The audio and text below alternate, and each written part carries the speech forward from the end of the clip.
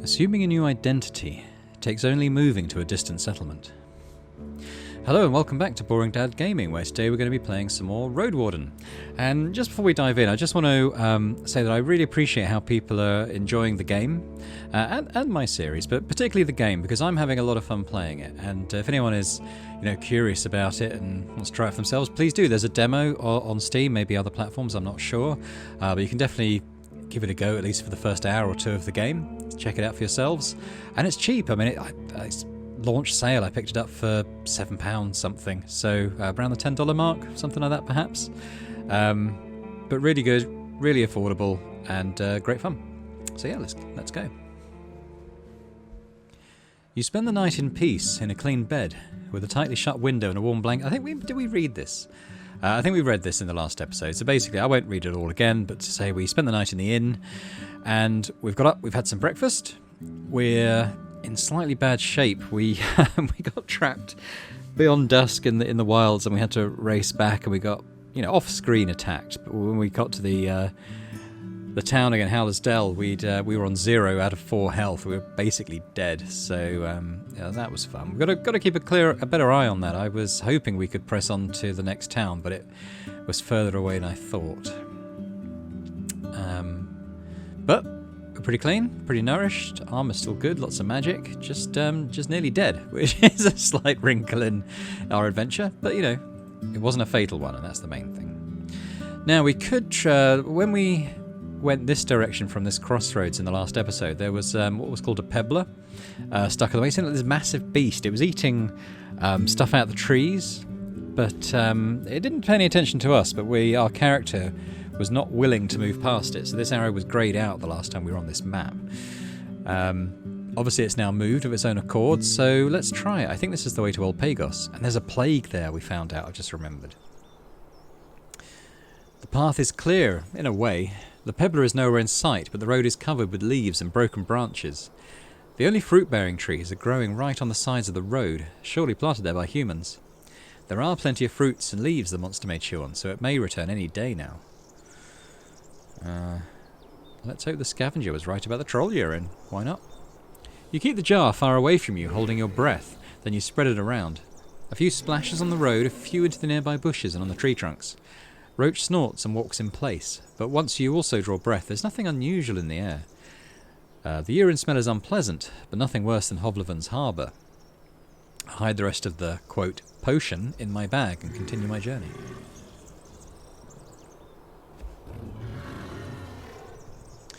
The corridor of pruned trees leads you to a steep ascent. Behind them grows a peaceful meadow filled with flowers and crickets and the humming of a waterfall. On the beaten path you spot no footprints or wheel trails, but there's smoke on the horizon. I dismount and lead Roach on a rope. The pastures and fields are spread over an unnatural plateau. Humans must have been carving in the hill for generations, covering it with soil brought here in buckets and wagons. Among the weeds and tall grasses you spot rotting tools and a tunic. The pasture is overgrowing, and so do the pasture is overgrowing, and so are the fields. Some of the oats are ready for harvest. Something's wrong. I prepare my axe. I expect it's the plague that we know about. The locked gate is taller than a troll, and you can't imagine climbing up the massive wall. For a moment you follow the path to the edge of the cliff. The roaring ocean is more than 100 feet below you. Ooh, what's that noise? What's that noise? You spot no one looking at you from the tower. No patrols of archers. The wall is occupied by black and blue birds of various types. You return to the gate and focus on the sounds. There are a few screaming ibexes. A young boy is crying. I knock on the gate with the handle of my weapon.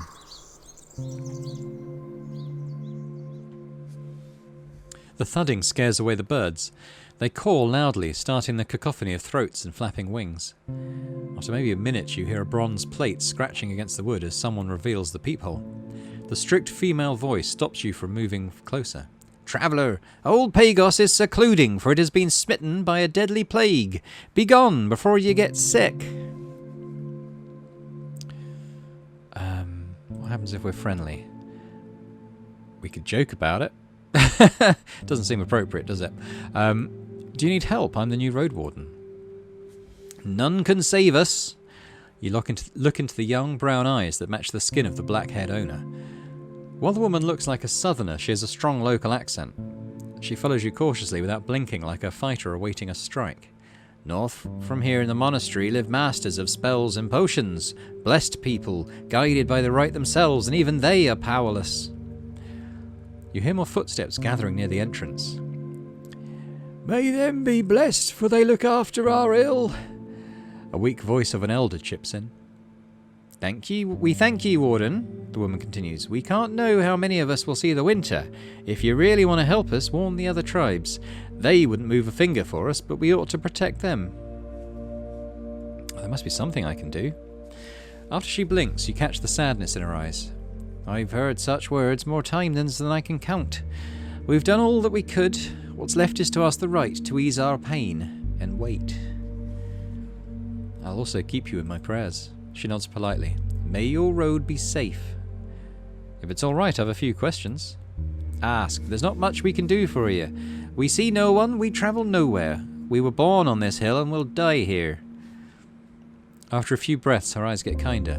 I'm Tertiary. If you bring any news, I'll take them to our council. Tell me about this illness. She glances at someone or something that stands to her right. It lasts a long time. Even those who seem to avoid death remain weak for days. There are fevers, headaches, red faces, red eyes, and a rash. Those whom we had to burn were sleeping and raving, unable to understand us, and got too weak to move or even drink. She looks down. Children and elderly suffer the most. Why don't you harvest your crops?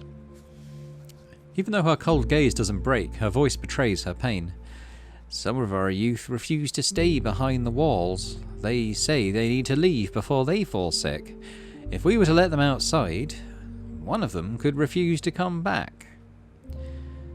You frown. No, it wasn't pain, what you've heard. It's shame. I'm looking for Asterion.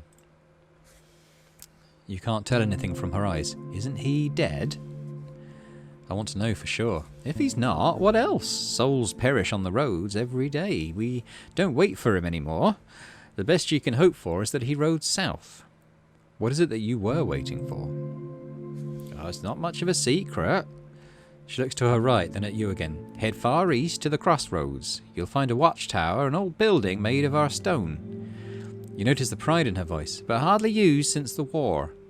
Your friend wanted to turn it into a shelter. Hire guards, patrol the roads. He took our key and rode away. He was meant to meet with us again, trade for materials and tools. Never happened. Any idea who else could have such a key? Before it was completed, the builders were spending the rainy days in the coastal village in the far north. Gale Rocks, it's called. Ask there. Well, we know where the watchtower is, so we won't ask about that. That's where we were in the last episode. Any bandits bothering them? Not in years, Warden. They did attack us on the road once before, but their little pack won't come here. At first her tone is gentle, but after she blinks twice it turns solemn. Oh, they would face our anger. Our walls fear only dragons. Our blades are made of steel. Do you want me to ask the other villagers for help? There's no love between us and them. We don't share drinks, stories, or dances. If it weren't for marriage, our children would never see each other. And if it wasn't for trade, we could just as well live on a mountain peak. They need our stone. We need fishes and salt from Gale Rocks, game meat from creeks, and grain from Howler's Dell. All of them are harpies led by greed and lust, the same ills that wounded our grandparents. She hesitates and looks to her left. Still, the wicked souls of White Marshes are even more burrowed in shadows. That's where we were going to head next. Sounds like you hold a grudge against them. She takes a deep breath. Yeah, I won't spare any rumours. As much as it saddens me, they need us to survive and we need them. And you're even stranger to us than they are. I met Quint as the gatekeeper. He's doing fine? So he's still with us. Her voice rings with enthusiasm. She asks about his well-being, reacting to your story with a mixture of worry and joy. Oh, I'm sorry to hear about his nose. I hope he knows what he's doing. In his position, I would just look for work in Howler's Dell, or ask for help from his friends at Pelt. I say the people from the other tribes are looking for spouses. She blinks as if the question reached her from another realm. Oh, we can't be sure of the next spring, even less so that our gates will ever open. I can't offer ye promises for the tribes. I don't really want to buy anything if they've got plague. So I think we leave. We could head north from here. I think White Marshes is over this way. The muddy roads slow you down. Yeah, it's going to take a long time to travel anywhere. We need to be aware of that. Let's head north. You ascend a gentle hill with green thickets coating the valleys. The path is like an endless bridge built by the ancient three-legged giants, or maybe by the pagan spellcasters. The higher you get, the fewer plants you see. Hit by a cold wind, you adjust your cloak. I ride slowly, sitting in the centre of the saddle. Mountains are harsh for horses. Maybe if we're in the mountains, the muddy roads won't slow us. Ooh, what's this? You approach the raised drawbridge and observe the face of the mountain. The hooks holding the hourglass are as large as a person, displaying their devotion to the right proudly. This must be the monastery. It looks tremendous. It took tremendous wealth and labour. I think it probably did. The rustling of leaves carries no songs of birds, shouts of apes, or whines of hunted critters. The river attacks its banks with a fierce roar. You get off your palfrey. The cave mouths are connected by paths, stairs and bridges. You don't see any people, but there's smoke coming from one of the entrances, and you hear muffled thuds of a hammer. The gardens are weeded, the buildings firm. The green trees on top of the mountain bear red and brown fruits. 2 rounded sticks are tied with rope to a nearby rock. You grab them and take a closer look. They're claves. Of course, I don't know what a clave is, but they're claves.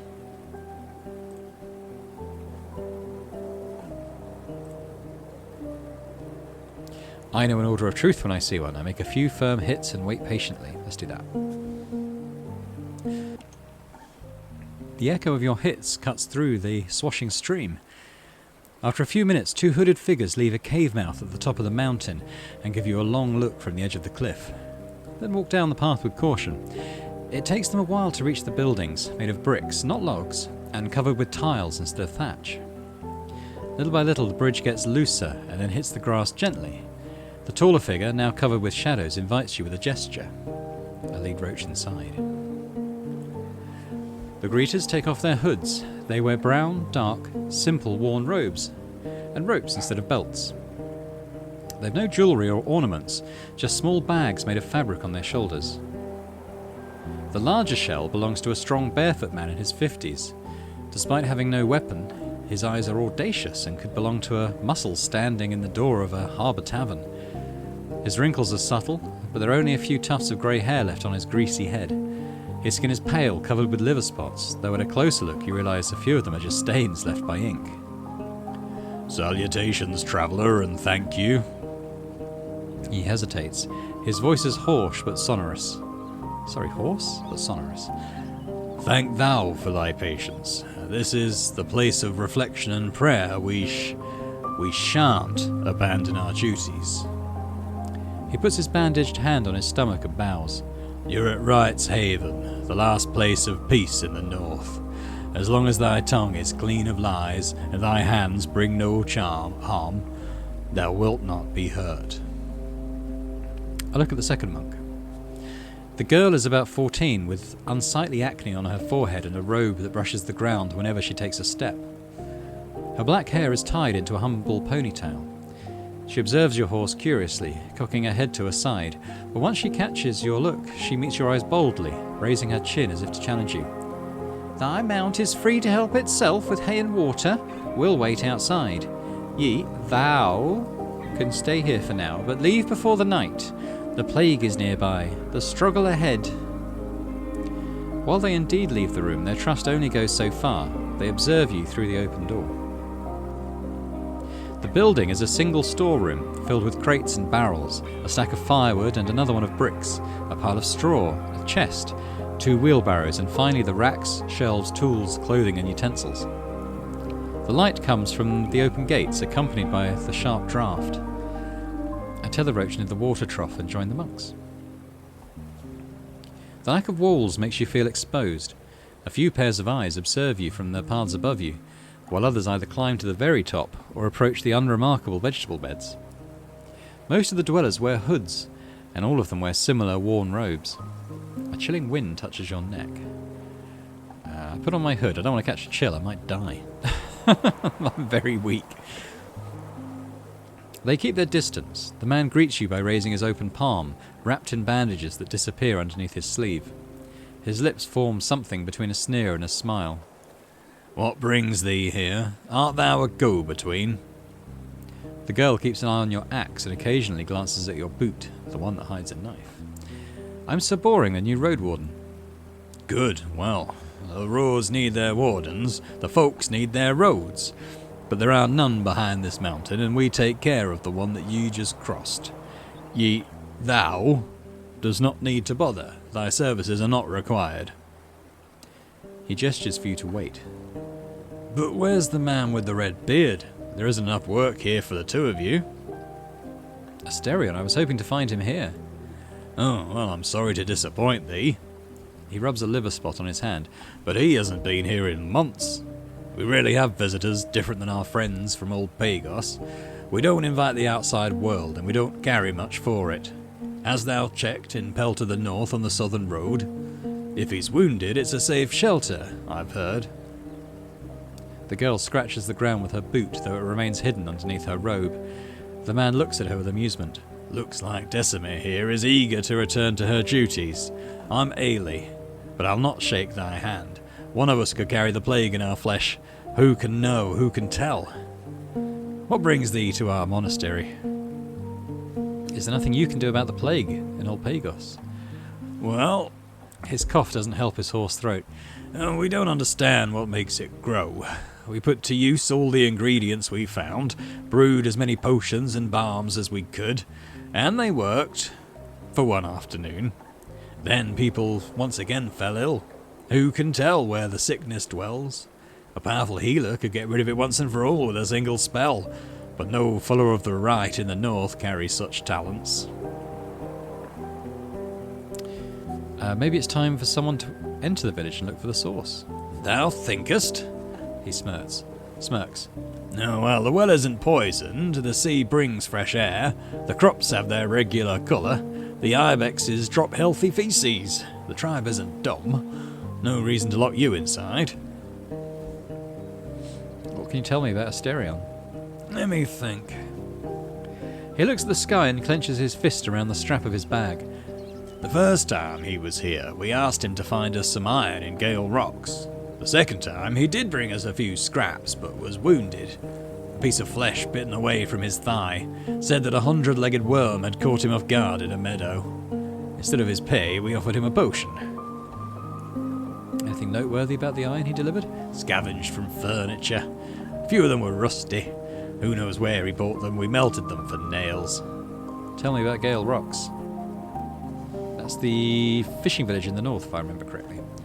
He hesitates, but finally nods. "Just some seaweed eaters. Their soil is barren, but the strongest of them spend their days on the boats among the sharp rocks. Those who can't hunt for fish boil water to make salt. They trade with other villagers, more than anyone in the peninsula, for crops, wood and meat." He snorts. "But they're weak folk, weak and angry, like a wolf beaten and kicked from a pup. Loud, ready to bite. But all it takes is for someone to raise their hand and then it jumps away and whimpers." He lets go of his bag. "At least they follow Riot's teachings." "Do you know anything interesting about the path through the heart of the woods?" "I used to, but like all places that belong to beasts, it shifts every year.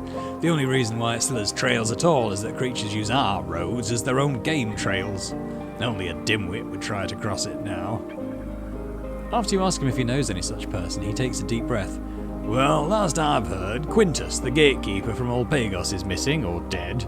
He's a brute and an idiot, can't understand jokes, can't understand weaklings. If thou, ever meet him, just smile and let him speak as much as he needs to shut up." Trying to learn more about the bandits. "Then ask in the villages." He looks to the wooden entrance hall behind you. "No group is gonna bother us, for they've got no understanding of our pneuma and potions. Do you need any help? Looking for a job?" He puts his hands together and repeatedly taps his fingers. After a few breaths, he straightens up. No. Do you know anything about the necromancers in the north? He rubs the liver spots on his forehead with his bandaged hand, looking with one eye at his short companion. This and that. I've heard I can find them in the northwest. He nods. Head back to the crossroads, then north, then right into the bogs. There you'll find white marshes. The tribe used to forage and gather peat, but now it follows Orentius, their priest. Who knows, maybe he's the reason why so many travellers have disappeared on the roads. Decima scratches the ground with her boot, humming a tune, but Ailey tells her to shut up. He carries on with sudden anger. The story is as old as the Right's tablets. Tribes look at monsters and ask themselves, how can we use them? Their pride pushes them into their own fall. They hurt the innocent, then vanish in flames or awake as empty ones. Any thoughts on Orentius? He's never been here. He's locked in that hut, a prisoner of his own conscience, speaking to his tribe as to children. Could there be a darker joke? A necromancer who calls himself a prophet? As he snorts, Decima puts on a wide grin. What next? An emperor, bathing in blood? No follower of the right could survive such a fall.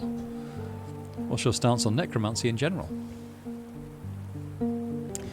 He pulls his fingers, gathering his thoughts. My stance? I don't need one. I trust the right. The dead makers must be weeded out. Their power brings only fogs. One may think the spellcaster is in control of the shells, but once they lose their breath, the dead are freed, searching for blood. Humans will never control the dead. How does one deal with the undead? Well, is it a single corpse, a squad, an army? Thou needest to learn how shrewd the enemy is. Can it sense thy presence? Can it use a bow or spells? As long as thou art alone, is always better to run. The older empty ones, even more so than that weren't woken by the fogs, get cunning, human-like, but with cruelty thou'st has never seen. What was White Marshes like before the priest's arrival? Far from lovely. His smirk softens as his eyes grow worried. It's been struggling for years with food, children, the beasts of the bogs, the traders. They were strangers to us even in the old days when they used to join old Pagos in their pagan feasts.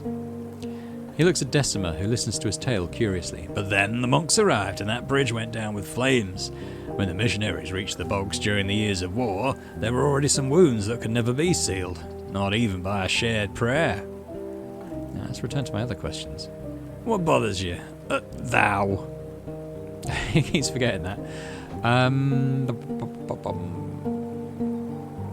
have some questions about the monastery. And what could those be? Does this place have a name? Depends on who thou askest. It's the largest temple on this side of Hag Hills, and the only one beside the sacred cave in Gale Rocks. He points at the huge hourglass. Is it Right Summit, or the temple of old Pagos, or high caves like they used to be for my nana? He rests his thumbs behind the rope on his waist. The tribes come and go, the names shift. For now, we all know what we mean by the monastery. Can you tell me about your order? How does one describe the air they swallow, the water they draw each day? His contemptuous yet playful smile makes it clear he doesn't seek your answer. Now I can tell thee it's not old, but older than thou, and that its monks work and pray. But it's not a place nor a congregation. Words don't reflect our purpose, for the human tongue is meagre and stupid, and so are our ears. He straightens up and puts on a more serious tone. We look for knowledge, knowing will not uncover the truth. We study herbs, mushrooms, rocks and winds. Old Pagos feeds us and we take care of its orphans. He glances at Decima. Heal its sick, write down its stories. We silence our thoughts, fix our past wrongdoings, seek peace and understanding. I've seen and touched stuff I can't even name, and they were delightful. I now find no difference between what I do to keep my shell alive and what to fulfill the right's will. An old woman without her hood who leans forward while walking exits one of the caves and walks along the rock face, from time to time stopping in place to watch the garden. The scars on her face can't distort her kind smile. Can we speak with your prelate? He crosses his arms and takes a look at the cave mouth behind him, then gives you a harsh look. If they were willing to see thee, they'd let thee know. I'm willing to prove that I'm trustworthy. We'll see. Maybe. Can you tell me about the peninsula? No. He sighs. The Order protects what it knows, and we seek no wealth. You remind him of your trade, and he responds with annoyance. Our knowledge builds and destroys the cities. We, he points at two monks who are seeking snails among the garden patches, are responsible for what we bring from our journey. The blacksmith isn't judged by the death of their swords, but they oughtn't sell them to scoundrels. So we've got a few choices here. I just try to keep myself safe. Possible. I use what I learned to protect other people. That's a maybe. Do something great with our knowledge. If you believe there's freedom and peace and understanding in the world, it seems strange that you wouldn't share what you know with other people, or keep everything to themselves. Let's say I want to learn to protect other people. And thou thinkest our books and studies are going to help thee?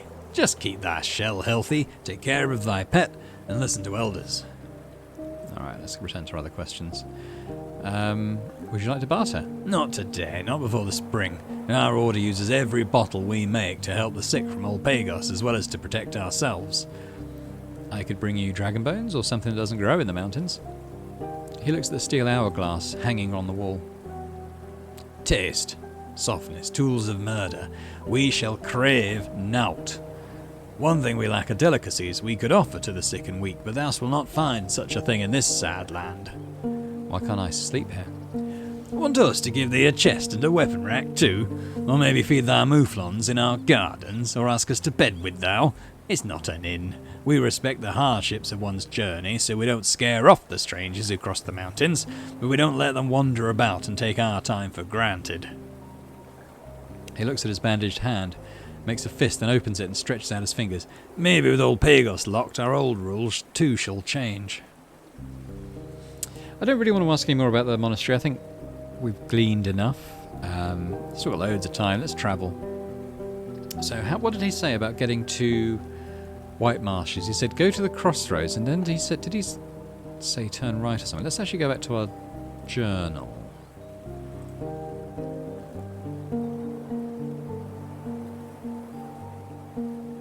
See if there's anything that kind of suggests how to get there.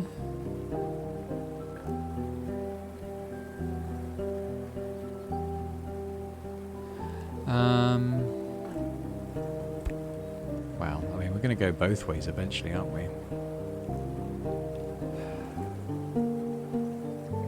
It's going to take quite a lot of time to get there.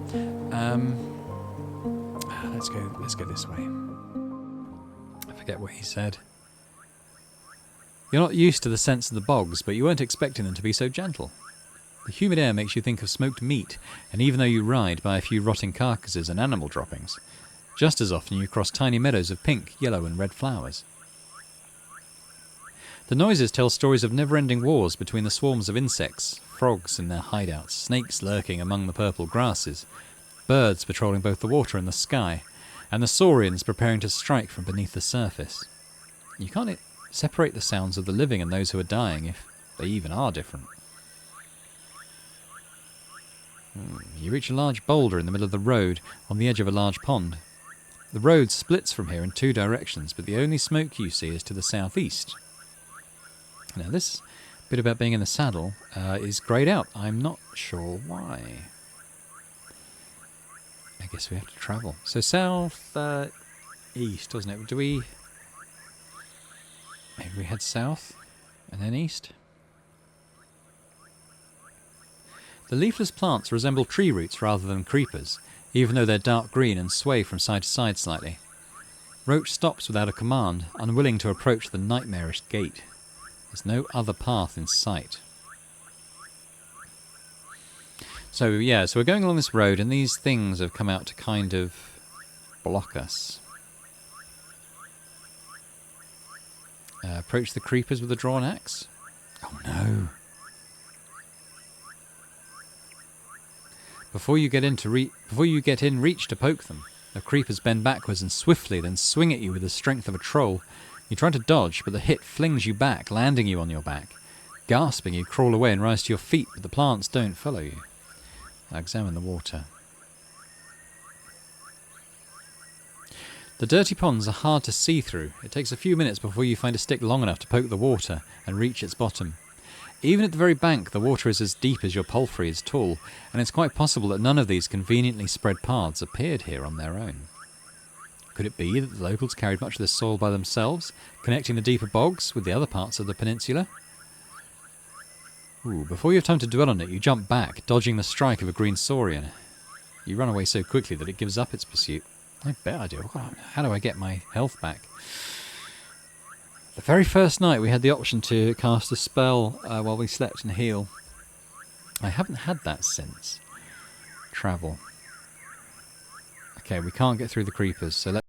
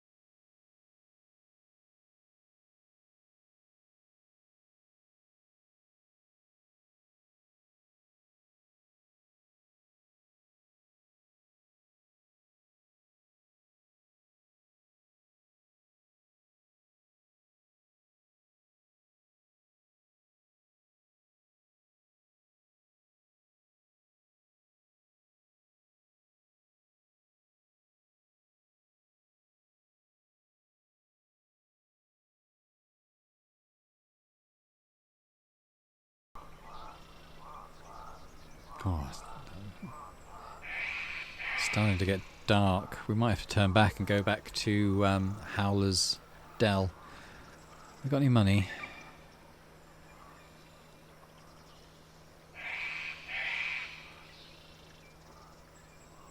It's all interesting. Haven't told any lies yet. I have to change that. You ride along shallow waters on one side and flooded trees on the other. You reach what seems like the end of the road. The turn south is already overgrown, most likely abandoned after it was devoured by the bog. But as you look north, you see a wide clearing that with time has become a meadow, and a lonely hut at the end of an often-travelled path. At first, you ride down slightly, following the twisted trail. Your palfrey takes slow steps forward, fighting with the dense mud left by the recent rain. There's plenty of puddles around, as well as brown, grey and purple grasses, but all of them are too short for any lurking predators, and the few foxes you see far away don't pay you any attention. You pass by the fresh tracks of heavy, hooved beasts, but spot no wild game in sight. Your ears can't free themselves from the birds, rodents and dragonflies. Let's ride carefully, it's our only choice anyway. Oh, there's a hut. Can we sleep here? The further north you ride, the shorter the grass gets. These vast peat fields, broader than 2 or 3 villages placed side by side, are many years old. The turf bricks surrounding the solitary hut are still fresh, drying in the late summer light. The scent of this area is like that of no bog you've ever encountered. Instead of a sublime aroma of a healthy soil, it's intense, sulphury, leaving an almost sour taste on your tongue. The short scarp is dripping with water, whatever that is. Like a running saw of the earth carved with spade and muscle. I guess the scarp is this kind of ledge here. The house, made of birchwood, dried turf and a blanket of soil, is a structure you're not too familiar with, but you imagine its interiors are much smaller than they appear to be. The walls are a few feet thick to keep in the warmth, and such roofs tend to get soggy until they collapse after a decade or so. The only soul in sight is sitting on a bench, stuffing his mouth with fistfuls of green leaves that he takes out of a small basket placed on his knees. I introduce myself and for now stay in the saddle. Still chewing, he mutters something in response and then shakes his hairy head, swallows and puts the basket away. He stands up and takes a single step forward, approaching the edge of the scarp. His arms are entangled by green creepers longer than he is tall. They rub against the ground after each step, and judging by the way they occasionally twitch, they're very much alive, even though you can't see where they originate from. How strange. Sir Boring, the Roadwarden, he repeats, this time clearly. He moves his sealed lips left and right as if he's tasting your name, still not sure if he should swallow it or spit it out. Your face is familiar, but not this. He points at your mount, staring at it for a good minute. His voice is quiet and young, no older than 30. If you were standing next to each other, he would be almost a head shorter than you, but for now he towers over you. He has sunken cheeks and sloped shoulders, while his grey woolen robe was never pretty, is now close to being a rag, and his sandals reveal long toenails. Oh, what a character. I observe him more closely. His eyes are as brown and dark as the grasses of this very bog. His left earring is made of a tusk and a feather, while the right one is an hourglass made of silver, though a broken wing makes it at all times tilted under its own weight. The leather strips on his wrists and ankles hold beads, pieces of amber, old game dice and tiny skulls of birds and critters. Even more cords are hanging from his neck, some of them so long they reach his stomach. They carry countless amulets, some of them torn, dried, shabby or fragmented, and you spot among them small boxes made from wood and bone, as well as leather pouches, which hide even more secrets. Were you here before? Mayhap I dreamt you in my sleep. His voice and look are absent. If so, I'm Thyrsus, the Turf Warden. Well, he's been mentioned before, hasn't he? I think the mayor of Howler's Dell mentioned Thyrsus. Or possibly the guy at the gate who said, bring him a gift?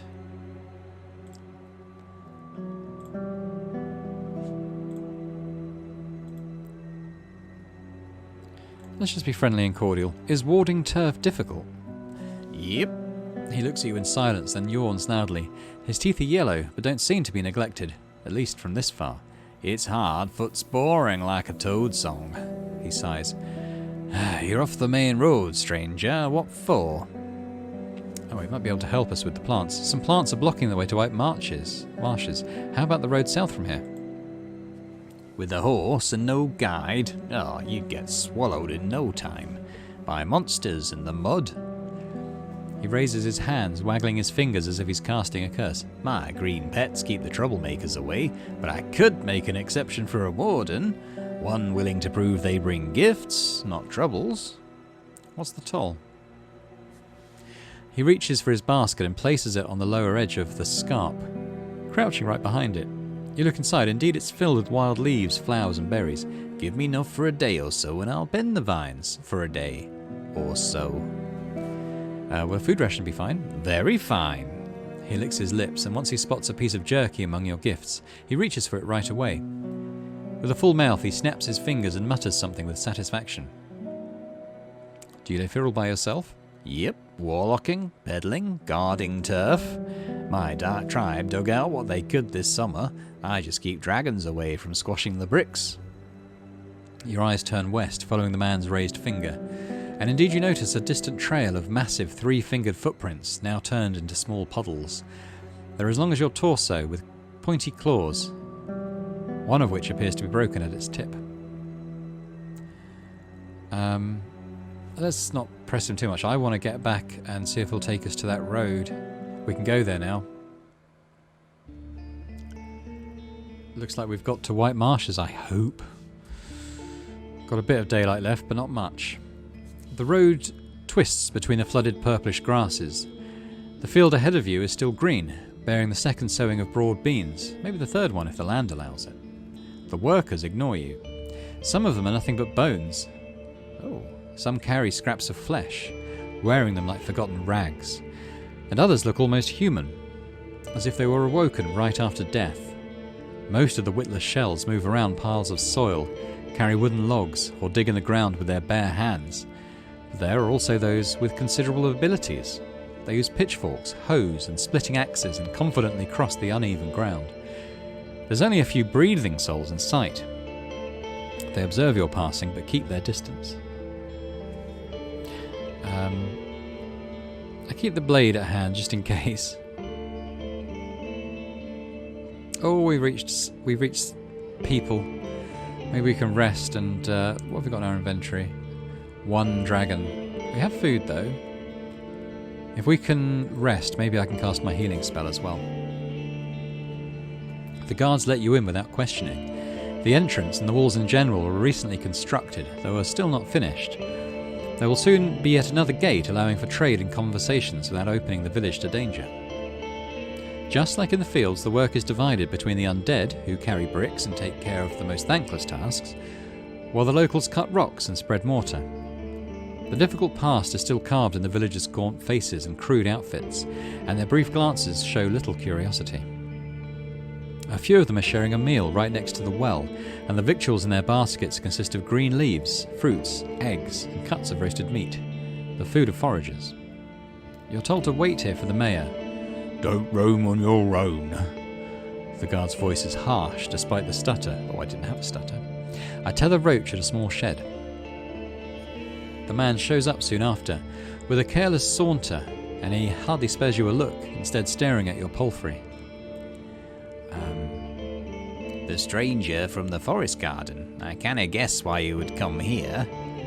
Forest garden. What does that mean? I don't know. Who are you, even? His stature would be considered average in most villages, but in comparison to the rest of his tribe, he's portly, muscular, tall, and with a large square face. His hands are resting on the shaft of the poleaxe placed across his shoulders, making him seem even larger. His long, straw-coloured beard is shabby and makes his bald head look shiny. You can't really tell how old he is, though you see no wrinkles. Just like the others, he's wearing prominent charms, favouring tiny figurines of animals made of wood and bone. Only one of them is hanging from his neck, a silver amulet portraying the head of a moose with large antlers. While valuable, it looks older than the other critters and quite crude in form. I introduce myself. He sizes you up, and I'm Helvius. Who let you in? Was it Thyrsus? He's as much a gatekeeper as a fly's a warden to a piece of shit. He gives you a telling frown. Should we business-like with him? We could be intimidating, hinting at a threat. This is the mayor, though. I'm sure... Let's be neutral. I'm sure he realised I may be of use here. Don't boast. Those like you help others when your pouch gets empty, and we've no need of you here. He starts to twist his wrists, spinning his weapon slowly. Take a good look around while you can. White Marshes isn't for strangers. The turf houses are old, covered with lush grasses and flowers, and you can't imagine any large family sitting inside such small, one-chambered huts. The alleys are so narrow that only one cart could squeeze through them at once. Your boots have sunk into the mud. The square is covered with deep boot prints. The noise of hammers, shouting, wood splitting, and the shuffling of undead legs pierces through the constant buzzing of insects. Roach snorts, hunting down flies with its tail. I notice there's only one elder in sight, and he's observing me. He's standing on top of a wooden platform by the building that's unlike any other in the village. His eyes are keen. The left one is dark, and the right one is grey, bright. His head and face are shaved, and his simple undyed robe is in even worse shape than the outfits of his tribesfolk. Once Helvius realises what you're looking at, he lowers his weapon and clears his throat like a boy caught red-handed. The elder walks away, holding a walking stick with one hand and touching a wall with the other. Laurentius, says the mayor, the priest of our fellowship and the one who saved our people. He raised his hand, pointing at the dead shells bustling around the construction site. Can I stay the night? I look at the undead workers. They don't bother you. They don't bother you? I used to listen to stories about them as a kid. He nods for you to follow him. Laurentius taught me they're no different than boars and fire. He dashes forward and swings his poleaxe, bashing a skeleton's shoulder. The arm sinks into the mud while its owner, a bit awkwardly now, keeps trying to climb up a ladder. Helvius bursts into laughter and the locals look away without a word. See? He continues, leading you back to the well. All you need's control. Look there. He points at a dead shell with the remains of flesh on its chest and head. There's a white and brown sparrow sitting on its shoulder, preening its feathers. Even Beast knows they've got not a thing to worry about. The Awoken are now like they were yesterday, like they were in spring, like they were a year ago. Leave worrying about them to idiots and unites. Is Asterion around? Huh? Why would he be? You pay attention to his confident stance and strong voice, with its usual hint of disdain, and spot no sign of a lie. He's hardly ever been here. I've no need of wardens. You say you know nothing about Asterion, but people claim he had strong ties with your tribe. Helvius begins swinging his axe left and right, the heel of the half now resting in the mud. Trying to recall the past, he makes a puzzled frown. Know what? I was told he met with our warlock often. Who knows why? Ask him if you must. People of Volpagos are fighting a plague. Fuck. He stares at the dark clouds and sighs. Who? Kids? Elders? While you speak, the nearby villagers stop their work, and even the undead are told to freeze in place, offering our ears a bit of relief. You answer a lot of questions, making the muddy square even more grim. You hear someone weeping and a young woman announcing, "It's not fair, even for them." The mayor nods in agreement, keeping the axe on his shoulders. I'll tell Arrentius. From now on we'll gather our wood chips and twigs in a shed. He raises his voice, looking into his tribe's eyes. "We may have enough for them before winter."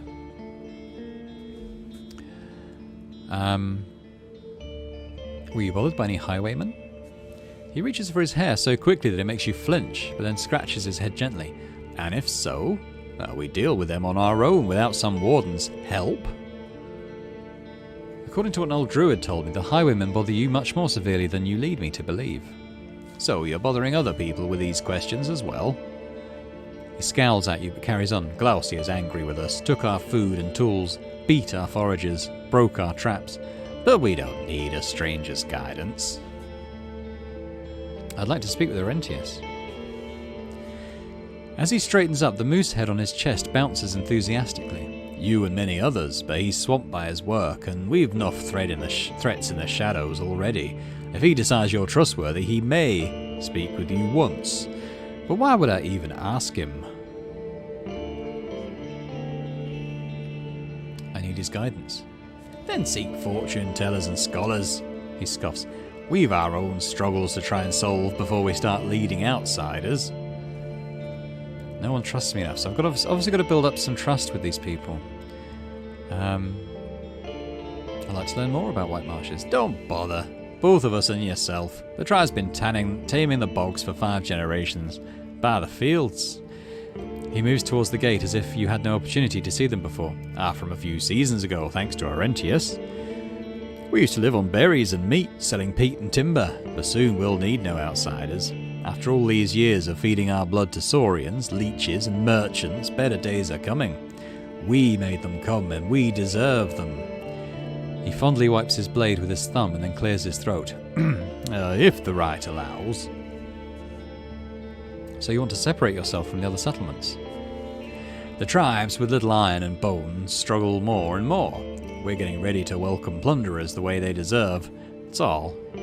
Our palisade wasn't enough, all this. He waves at the wall and his voice is full of pride. Was built in not even 2 years, can you believe? You glance at a yellowish skeleton that carries 2 large rocks, each too large for any human to lift on their own. We could trade? You need what we have, but I'll take a look at what you're bringing if you seek bones. He glances at an undead. He names a few of your possessions, telling you to keep them at hand. There's the weird root that we chopped off, and the quarrels for a crossbow that we don't own. What about the weird root? He stays away from what he calls a wicked spell, but stares at it with fascination. Oh, mayhap Arrentius will make a charm out of it. 3 bones. Deal. He points his blade at one more thing. The quarrels. I'll pay you for 3. With 1 bone. I've only got 1. Now that's all. Oh, can I not stay here? I hear what you say about the Awoken, but your tribe used to be strong without them.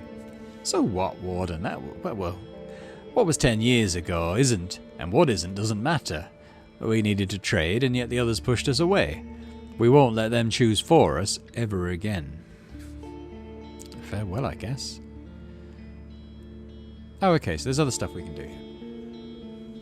I address the guards. People from the other tribes are looking for spouses. The taller gatekeeper gives you a long look. We need no matchmaker here. Our youth's work to do. Only then they're free to go wherever they want. After you ask if the village is open to invite new dwellers, he snorts. You think they're gonna move to the village of the dead? Good joke. I ask the guards if there's a room I could rent for the night. I guess. One of them sighs and tells you to wait where you're standing. After a few minutes, a group of locals approaches a more neglected turf house and starts to empty it. They take out old crates, rags, casks, bricks, and then leave them by the outer wall, at least for now. It's an old shed, explains the guard. There, you won't bother anyone. We'll be ready before you need it. I could go to the well. The locals observe your hands carefully whilst you're drawing the water. After you quench your thirst, you try to wash your face and neck, but one of the older women approaches you quickly, wagging her finger. We've not enough for this silliness, she rebukes you. Water your horse if you have to, but we'll the rest for ourselves. The stern gaze of the other villagers leaves you no room for discussion. Okay, I observe the undead workers. Not being allowed to leave the main square, you observe the shells walking through the gate or helping the builders at the wall. The skeletons are not all complete. Some of them lack a rib, a foot or a jaw. Many of their bones are cracked or broken and seem to be connected to each other with nothing at all, as if the pneuma that keeps them moving knows which parts should stay firm and which ones should twist or bend. Those that kept some of their skin and guts don't smell, rot or bleed and make you think of dried meat. It's as if these scraps of flesh serve no purpose, and seeing how many of these labourers already have great holes in their stomachs, or limbs with revealed bones, it could be that they are just in the middle of the process of becoming like their naked counterparts.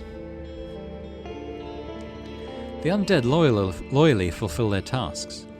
So far you've counted 5 people able to give them orders. Some do so by speaking out loud, while one woman simply looks at a shell, no matter how far it is. The workers, while witless, maintain some sort of carefulness in their actions. They stop when someone gets in their way, and use tools if they know how, avoiding pointless harm to their shells. There may be more than 50 creatures spread across and around the village, but you can't know how many you haven't seen yet. Many of the fresher undead are elders. Among the skeletons you spot some that used to belong to children, but none to infants. Maybe such young shells are too difficult even for the locals. Maybe they're so different they can't be awoken, or maybe they're... You know what? I'm going to say that maybe their shells are too weak to work or too dumb to listen to orders, because I get the feeling that the people that live here don't really care about them very much. One of the undead workers drops a basket of foraged cranberries and leaves, maybe because its shell is too weak, or maybe because it received a poorly phrased order. It then stays still, waiting for further instructions. Go back to Helvius. Nothing else to say there. We can't sleep yet, maybe because it's still a little bit before dusk. We could travel. But honestly, I don't...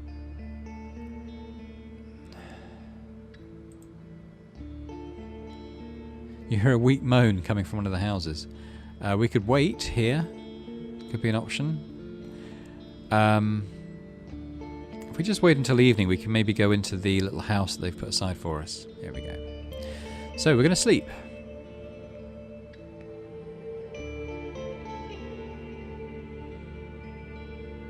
We could do the ritual. Yeah, let's do that. We only get 1 health back, but I mean, we need it, don't we? You have to rest on your own blanket. The never-ending sounds of the wall construction and walking skeletons won't help you catch a good sleep. Yeah. Okay, we need that health. A persistent, shouting voice wakes you up. Weak moonbeams squeeze through the smoke holes, but to have a proper look around, you open the door.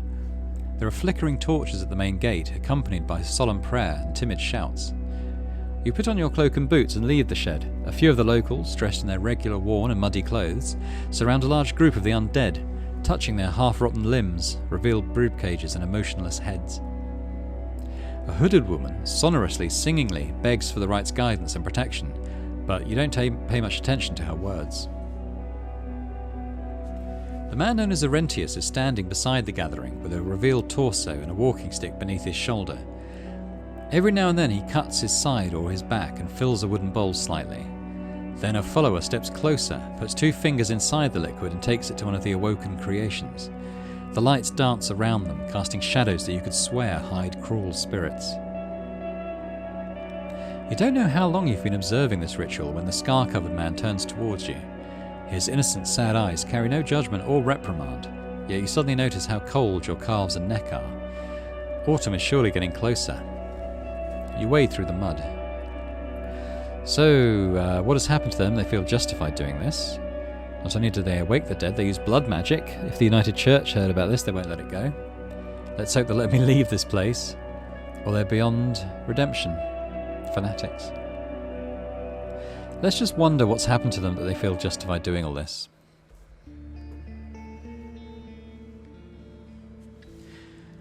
Okay, we've got a bit of health left.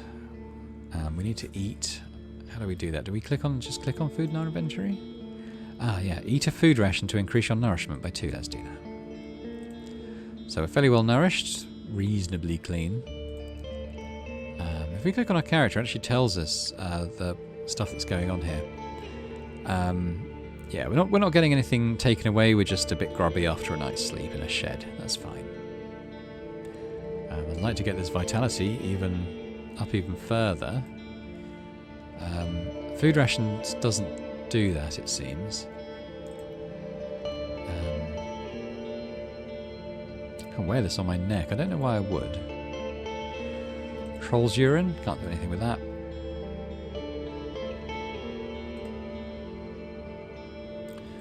Can't do another spell. I think the next time we rest, assuming we don't take any more damage today, maybe we'll do that ritual again. Even though the village seems to be on its legs, most shells you spot are dead, just as occupied as they were during the night. And we're going to leave it there. We've made our way to the necromancer's village. We've seen all the skeletons toiling in the fields and so on. We've nearly died again. Seems to be a bit of a running theme in the last couple of episodes. We got hit by a living gate made of creepers this time. Yeah, so it's a fairly interesting one. And if we look at travel, we can see the progress we're making, and we're making a fair bit. I mean, the east is completely unexplored still. There's loads of stuff in here. I think there's a big forest in the middle that this gate guards. But we're going to kind of keep following this northern road and today and just find out what sort of along this direction. I think there's a fishing village up here called Gale Rocks, was it? So I'd like to maybe get there if possible. But we'll be doing all that in the next episode. So once again, thank you very much for watching. I hope you enjoyed this, and if you did, then please do hit the like button on the video and subscribe to the channel as well. That would be amazing. And in the meantime, I hope to see you again for more Roadwarden. Bye for now.